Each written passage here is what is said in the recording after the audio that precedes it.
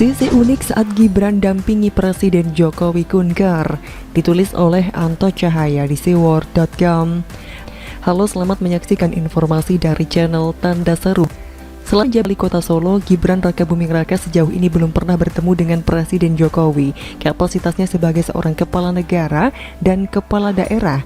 Dan baru-baru ini di Solo kesempatan itu datang. Presiden Joko Widodo dan putranya, Gibran Raka Buming Raka, yang menjabat Wali Kota Solo akhirnya tampil bersama dalam sebuah forum resmi. Meski hanya sebentar, Gibran mengaku sempat mendapatkan masukan dari Jokowi. Adapun keduanya bertemu dalam kunjungan kerja Presiden di Universitas 11 Maret, Senin 13 September. Berdasarkan pengamatan awak media, agenda ini merupakan momen perdana Gibran selaku wali kota mendampingi Jokowi selaku presiden yang melakukan kunjungan kerja resmi di Solo. Jokowi kali ini hadir membuka acara Forum Rektor se-Indonesia. Acara digelar sangat tertutup sehingga wartawan dilarang masuk ke kampus.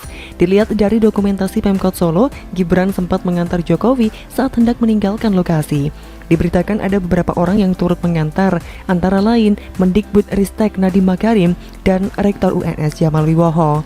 Gibran terlihat berdiri di belakang mereka. Saat Jokowi berpamitan, Gibran turut membungkukkan badannya selayaknya para pejabat pada umumnya sebagai tanda hormat kepada Presiden. Dan kepada wartawan, Gibran menjelaskan bahwa dirinya mendampingi Jokowi bukan sebagai anak. Ya profesional aja toh, kemarin mendampingi untuk acara Forum Rektor itu, kata Gibran saat dijumpai di Balai Kota Solo, Selasa 14 September 2021. Kejadian yang terbilang unik itu tentu saja mengundang perhatian, mengingat Presiden Jokowi dan Gibran Raka Buming Raka adalah bapak dan anak. Tapi tingkat keprofesionalan Gibran tentu patut diacungi jempol. Ia tentu akan menjaga marwah dan pandai menempatkan perannya sebagai pejabat daerah, yaitu sebagai wali kota Surakarta. Ditanya apakah di sela-sela kunjungan Jokowi memberikan masukan khusus kepadanya dalam memimpin kota Solo yang sebelumnya juga pernah dipimpin Jokowi, Gibran mengakuinya. Di antara masukan itu adalah masalah kurangnya penghijauan dan pendidikan yang harus ditingkatkan lagi.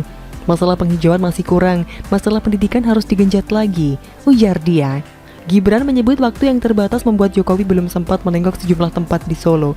Beberapa tempat yang ingin dikunjungi antara lain Solo Technopark atau STP.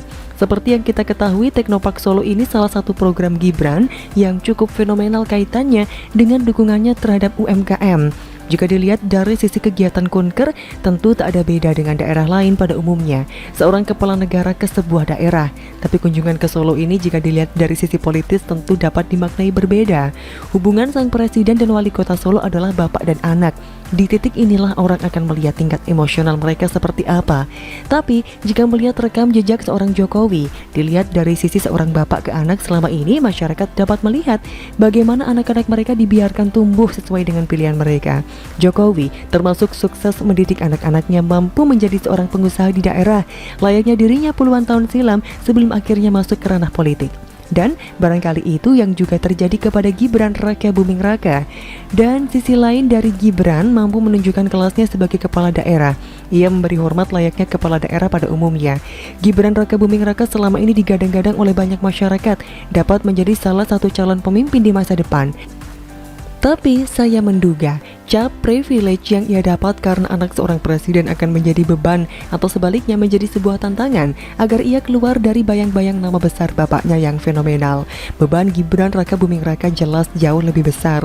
Jika ia bermain-main dengan amanah yang ia emban, maka tak hanya dirinya yang hancur, tapi nama bapaknya juga bisa runtuh seketika.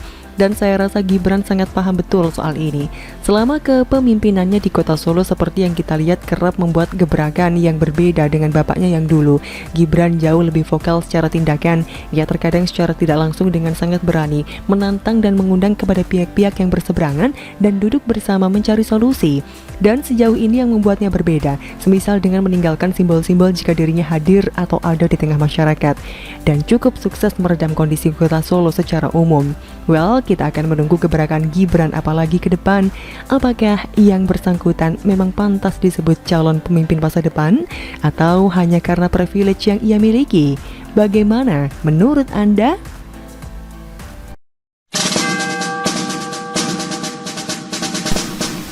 Jejak digital oknum dosen senior UI yang nyinyir terhadap Jokowi sejak 2014 silam, ditulis oleh Nafis Seaworld di seaworld.com. Halo, selamat menyaksikan channel Tanda Seru. Beberapa hari lalu, penulis sempat kaget setelah membaca tulisan Mbak Nina di seaworld.com. Mungkin karena sudah masuk bulan September ya, makanya isu PKI mulai muncul. Biasalah agenda tahunan para oposisi. Penulis tidak heran jika isu basi PKI selama ini di-up oleh orang-orang dungu level rendahan, karena mereka tidak bisa berpikir jernih. Mereka koar-koar tentang PKI, bakar bendera PKI, mengatakan PKI semakin nyata, tetapi mereka sendiri tidak bisa menunjukkan siapa PKI dan di mana PKI-nya berada. Kiflan Zain, seorang elit senior, juga paling getol teriak isu PKI dengan mengatakan sudah berdiri Partai Komunis Indonesia atau PKI di bawah pimpinan Wahyu Setiaji. Kiflan juga berujar bahwa PKI sudah memiliki struktur hingga tingkat desa dan bermarkas di wilayah Matraman, Jakarta Pusat. Tetapi faktanya markas PKI yang dimaksud Kiflan adalah gedung tua yang sudah kosong. Para oposisi selama ini membawa bendera PKI sendiri, bakar sendiri, teriak markas PKI, ternyata gedung kosong, dan ternyata masih banyak orang dungu yang percaya tentang isu PKI ini. Yang lebih mirisnya, seorang oknum dosen UI bernama Taufik Bahaudin juga koar-koar tentang kebangkitan PKI. Gimana ceritanya seorang oknum dosen masih teriak tentang isu PKI tahun 2021 saat ini? Apakah Taufik Bahaudin ini pura-pura tidak tahu bahwa isu PKI tersebut dihembuskan oleh kelompok politikus busuk dan radikalisme agama seperti para peneliti utama Lembaga Ilmu Pengetahuan Indonesia atau LIPI? Faktanya, isu PKI itu sudah didengungkan oleh oposisi sejak Pilpres 2014 silam. Tetapi setelah 7 tahun kemudian, saat ini tahun 2021, masih ada saja yang teriak PKI. Aneh tapi nyata. Sekilas jejak digital Taufik Bahaudin setelah penulis telusuri, selain sebagai dosen ekonomi UI, Taufik Bahaudin ini merupakan Presiden Direktur Lembaga National Leadership Center atau NLC. Pada tahun 2013 lalu, Taufik Bahaudin mengatakan lembaganya telah menguji sekitar 11 nama calon, baik yang telah menyatakan siap maju sebagai capres maupun yang masih dielukan atau dijagokan sebagai capres. Dari seluruh calon yang ditanyakan ke publik melalui daftar pertanyaan tertutup, Prabowo memiliki peluang tertinggi untuk dipilih publik dalam Pilpres 2014, yakni sekitar 35%. Sementara di posisi kedua diduduki Megawati 20% dan disusul Yusuf Kala 12% pada posisi ketiga. Hasil survei lembaga NLC milik Taufik Bahaudin yang bekerja sama dengan lembaga riset internasional Taylor Nelson Software atau TNS yang berbasis di Inggris menyimpulkan Prabowo berpeluang terpilih dalam Pilpres 2014. Ternyata yang menang Pilpres 2014 silam adalah Presiden Jokowi, yang namanya tidak ada dalam survei lembaga NLC milik Taufik Bahaudin ini.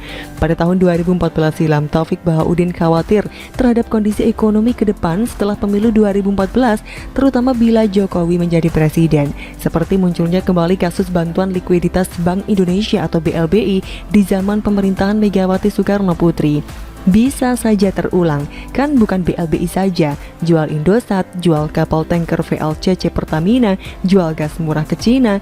Nanti kalau kembali berkuasa bentuknya bisa lain lagi, ujar Taufik di Jakarta. Faktanya, hanya di zaman Presiden Jokowi aset ex-BLBI disita oleh negara. Pada Agustus 2021 lalu, pemerintahan Jokowi melalui Satuan Tugas Penanganan Hak Tagih Negara Dana Bantuan Likuiditas Bank Indonesia atau BLBI menyita sejumlah aset properti milik mereka yang tersandung dalam kasus BLBI 22 tahun silam. Pengambil alihan aset bernilai triliunan rupiah itu dilakukan terhadap 49 bidang tanah seluas 5.291.200 meter persegi yang berlokasi di Medan, Pekanbaru, Tangerang, dan Bogor.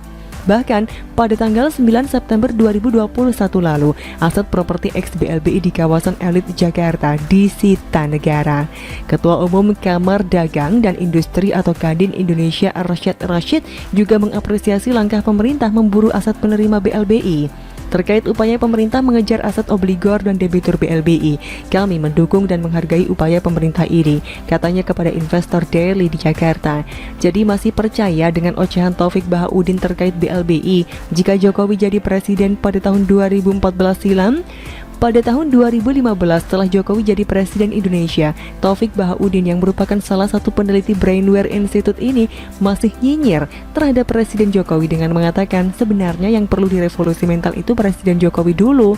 pada Pilpres 2019 lalu. Taufik Bahaudin juga nyinyir lagi dengan mengatakan bahwa Pilpres 2019 bukan sekedar pertarungan ulang antara capres petahana Joko Widodo melawan Prabowo Subianto. Duel keduanya merupakan pertempuran antara kepentingan dan keyakinan. Pasangan calon 02, Prabowo bertarung karena keyakinan, tetapi paslon 01, Jokowi karena kepentingan, imbuhnya. Dan Taufik Bahaudin mengatakan demikian di Sekretaris Nasional atau Seknas Prabowo Sandi, Menteng, Jakarta Pusat. Jadi sudah paham bukan siapa dia sebenarnya? Taufik Bahaudin ini juga nyinyir terhadap Komnas HAM terkait kematian 6 orang laskar FPI beberapa bulan lalu. Yang terbaru, dia mengajak masyarakat untuk waspada terhadap PKI Gaya Baru. Taufik Bahaudin mengutip sebuah riset dari seorang mahasiswa UI yang mengungkapkan berbagai fakta mengejutkan di balik tumbuhnya PKI Gaya Baru yang bergerak secara senyap di tanah air. Hasil riset seorang mahasiswa UI untuk mengambil S3 di UI. Dia menampilkan hasil riset yang disebut bangkitnya komunis gaya baru dan di Indonesia muncul dalam bentuk PKI Gaya Baru, kata Taufik Bahaudin. Oh, ternyata hasil riset mahasiswa UI yang sedang ambil S3 di UI ya. Hasil riset di dalam negeri ya, bisa dipertanggungjawabkan nggak? Penulis punya link hasil doktoral tesis seorang mahasiswa Indonesia di Universitas Belanda atau luar negeri tentang jejak digital sebuah lembaga mahasiswa dan tokoh elit politik senior di Indonesia yang tidak banyak diketahui oleh publik. Mau adu data? Taufik Bahaudin menegaskan bahwa fakta yang telah didukung oleh riset dari salah satu mahasiswa UI tersebut telah dipaparkan dalam sejumlah seminar atau forum ilmiah dan disaksikan oleh sejumlah purnawirawan TNI dan pengurus KAMI. Disaksikan oleh sejumlah pengurus KAMI yang mana ini? Kesatuan Aksi Mahasiswa Muslim Indonesia yang merupakan sayap partai PKS atau oposisi. Kami sayap PKS yang pernah demo peduli Suriah sambil bawa bendera pemberontak Suriah. Kami sayap PKS yang minta Presiden Jokowi turun sejak 2015 silam. Lol. Jadi ingat Ketua BEM UI, Leon Alvinda Putra yang nyinyir terhadap Presiden Jokowi adalah mahasiswa jurusan manajemen di Fakultas Ekonomi dan Bisnis UI, dan salah satu dosen senior di Fakultas Ilmu Ekonomi UI adalah Taufik Bahaudin yang sudah lama anti terhadap Jokowi. Apakah ini sebuah kebetulan? Jadi silahkan menilai sendiri apa dan siapa sebenarnya Taufik Bahaudin ini. Bagaimana menurut Anda?